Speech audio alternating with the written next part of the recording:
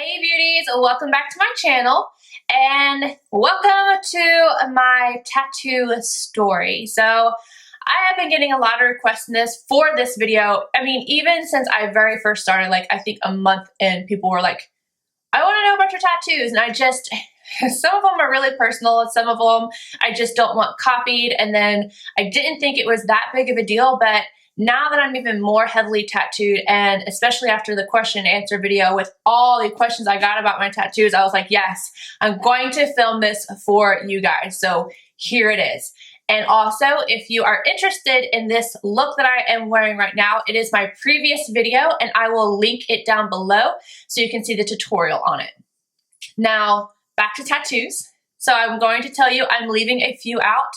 One, just because I cannot stand this tattoo. I hate it. It's one of the first ones I've gotten, and it's one of the only ones I've not gotten covered up yet, so I'm just going to leave it out. And, you know, just some personal things, but the majority of my tattoos are here in this video. So I'm going to start with lowest down the body and work my way up. So on my left foot, I have a rhino beetle that kind of looks like a tiki, like little tiki hut men from my angle or some different angles if you look at it. It's really cool though.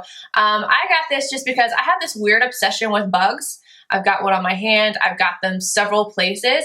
I don't necessarily like to play with bugs. I just like the way they look. Like if you ever wanted to send me a gift, other than makeup, of course, or motorcycle stuff, I loved framed bugs like butterflies, beetles, all that stuff. I think they are so cool. And I got this tattoo back when I was getting only black and gray. There was a time where I was covered in only black and gray. Probably insert a picture. This is a bathing suit picture, sorry, but you can see everything was black and gray. On my right foot, I have a star. I don't think I have a picture of this, but it's just a little star. It's probably going to get covered up. It's basic. I just want another foot tattoo. And then let's finish off the left leg. So on the shin of my left leg, I have a hand holding a rose. This one was an art piece by one of my tattoo artists that I just really loved and got it tattooed. There was no other reason behind it.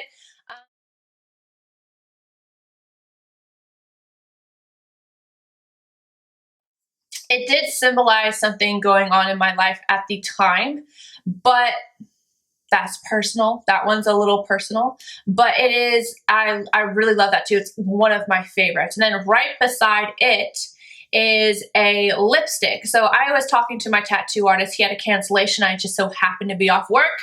He was like, what do you want? I was like, I do not care. Surprise me. That is how much I trust him. I'm just like, give me a tattoo, you know, I don't care. So I show up and he has a lipstick for me. I was like, you freaking rock. And I got the tattoo. So that's the story behind that one. Right below those on my ankle, I have a little owl with a key. Now, see, I do this weird thing with like testing people. I test people with my hair and I test people with tattoos. I test relationships. I am a tester. I don't mean to be, but I do. With this tattoo, it was the first tattoo that my artist did on me because I had so many bad ones at that point that I was like, I don't want another bad tattoo. I'm trying to find a good tattoo artist. And I gave him that little thing. I was like, if you can't do an owl on a key, I'm never going to get tattooed by you again. And it's going to be small and I can cover it up later. He nailed it. It's cute. I like owls. And so that's what that is. Now on the top of my thigh, like right on the outer corner, not corner, like the edge of it, I don't have things centered on my thighs. They're kind of turned a little bit. I have a quote from John Milton, author of Paradise Lost. It says, long is the way and hard that out of hell leads up to light. That is a very personal thing for me. You have to hit rock bottom before you're able to really climb to the top. So we've all been there. Everybody has their struggles, different things. And so I really, really love that quote. Then right underneath that, there is a death moth. And this is just something that was on one of my tattoo artist's wall that he had drawn. And I was like, oh, I want that. And so I got it. Now on the back of this thigh, this tattoo is the reason why I started getting color. My tattoo artist, like I have 3. And so when I'm talking about them, they're all 3 different tattoo artists that did each individual thing. But this particular artist drew this picture and it was on his Instagram and I was obsessed with it. And when I was getting my hand tattooed, like this was the very first thing that had a tiny, tiny, tiny bit of color. It had, well, there's one other thing, but that's another story.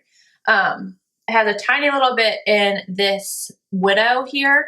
And I was like, I really would love that art piece tattooed on me. And he said, I won't do it in black and gray. And I was like, shit. So I was like, I'm going to get a color piece.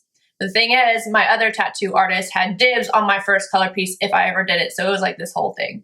But I was like, I'm going to get that tattoo. I just thought it was so cool. It is a skull with a raven or a sparrow, some kind of black bird going through it and arrows and stuff. I just thought it was so awesome. And it's an original piece of art that he drew and I got it tattooed. It's like huge on the back of my leg. So that is it for my left leg. Let me go to my right leg. So the right leg, on the ankle, I have like a little sugar skull, just something cute, no reason behind it. And then my most special tattoo is on this leg. It is on my outer thigh and it is my kids zombied. So it was really weird. My stepmom was like really upset about this tattoo. She was like, I can't believe you killed your kids and put them on you. I was like, they're not dead. And this is just a cute way to incorporate them into my tattoos. Like I didn't want their names, didn't want their birthdays. I didn't want something, you know, that everybody got. And I was like, how cute would it be? And I described the tattoo I wanted as Precious Moments Zombies, but then all interacting. So I took pictures to my tattoo artist so that they would all have like their likeness and then describe their personalities, everything. So Cadence has a tiara because she thinks she's Queen Bee. She also wears glasses, so she has the glasses. Emma is, she always wore pigtails for such a long time, so she had pigtails. Ethan had a cell phone on his ear because that kid is obsessed with cell phones. At his kindergarten graduation, you know how they do that, he said, when I grow up, I want to work at Verizon Wireless. No joke. He is obsessed. So he's got a little cell phone attached to him, and I think he's pulling Emma's hair. And then Landon has a car on his shirt and a mohawk because for a long time he wanted hair like mama and had a mohawk. So they're all super cute and they're just interacting with each other, and I love this tattoo. It is my favorite of all of them that I have, but it's also very sentimental. If you copy this tattoo, I will find you and I will hurt you. Oh yeah, I forgot one. The shin of my right leg are two bats. So there was an artist, I'll have to link it down below because I don't remember her name, and she drew these two bats that look like Victorian, and I thought they were so cute. And I wanted it tattooed, but I wanted it to be me and Puffin. So Puffin has a huge beard in this tattoo, and then I have like the little pompadour, and you know, we're wearing like a little suit and a little dress. And I just think it's so cute. So that's supposed to be me and Puffin as bats. It's just cute, you know? Okay, so my back, I have a huge piece on my lower back that I don't love. Not like a tramp stamp, but like something that just like wraps around that I don't love, so we don't have a picture of it. But then the top of my back is a ram skull with like the geometric shapes and stuff. This is supposed to represent wisdom, strength, courage, everything. And then there's the all-seeing eye at the top. That is actually a cover-up at the top. There used to be a butterfly there, which was my very first tattoo. I drew it, had it tattooed, and then that was supposed to be it. Obviously, it was not it. I blossomed into a whole person of tattoos, but I got it covered up because I wanted something way cooler. And now for my ribs, on one side, this side here, my left side, I have Diesel. So it's Diesel's first picture for his first year. He had a bow on his head because his birthday is December 15th. So obviously we had like the Christmas stuff out. So he had a bow on his head and he was all fuzzy. So I took a picture, and Diesel is in like a frame, and this again is when I was getting black and gray work. I might actually go back over this and add color in, but I'm not sure. But that was for Diesel's birthday, and I just wanted him on me. And then on this side, I have an all-seeing eye with bones and a big rose, and it goes all the way up. This one is a cover-up of a poem I used to have that just was done extremely poorly. My artist, he literally drew on me. We just figured something out that would work to cover this up because the other piece was crap. He just drew on me, and just knocked it out. Okay, so the front of my stomach. Now I have one that's really down low, so I'm trying to take a picture of this while still being appropriate, but this one has sentimental value to me that just doesn't need to be talked about. But it is a heart with a bullet through it, and a banner. It says, "Next time I'll be bulletproof." Yes, it's based off of a song, but it helped me get through another hard time in my life. And black and gray, of course. And then right up above that is just a girl with like, my kids think that she looks like a mermaid. She's not a mermaid. She's just cool. This was the first full-blown color tattoo I got.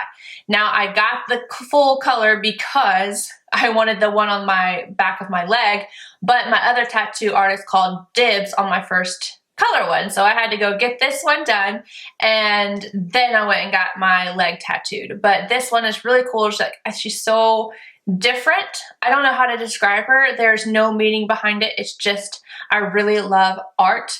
I hope I'm not disappointing you guys with, there's no point behind this tattoo other than I like it. And there's no, like, you don't have to get a tattoo because it means something. You can get a tattoo because you want to. There's nothing wrong with that. But that is my stomach, and then my chest.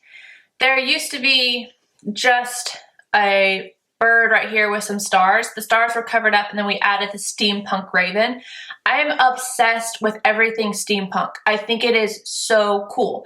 So my little raven has like a little helmet on. It's got the gears, and then it's holding some arrows. It's really freaking cool, and he did an amazing job. I got that one done at the convention, and my tattoo artist won first place for black and gray.